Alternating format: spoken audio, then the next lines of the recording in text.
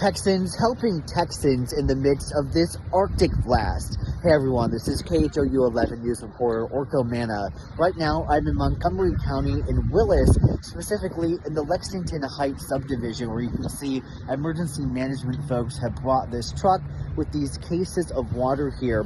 That's because county officials tell us that late Saturday night, the access to water was cut off to the folks in the Lexington Heights subdivision back here behind me. Again, they stopped having running water.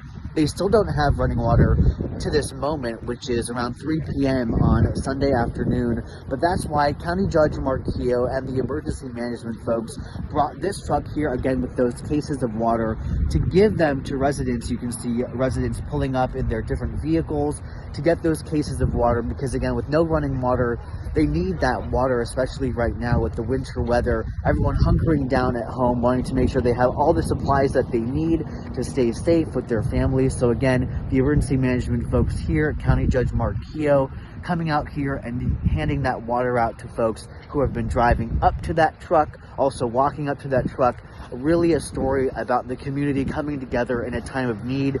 I asked officials if this was a weather-related water outage, and this is what they had to say. Was the water shut off due to the weather? The utility provider is saying that they had an electrical issue which has caused a pump malfunction, and they're waiting on a part to get here so they can repair that and get it back up and running. So I don't know if it's weather related per se. It could be. Is this related to the weather? You know, that I can't tell you. I suspect it is, especially with the electrical situation, that the way it is. Now, officials tell me the hope is to get the water restored to the subdivision at some point Sunday evening.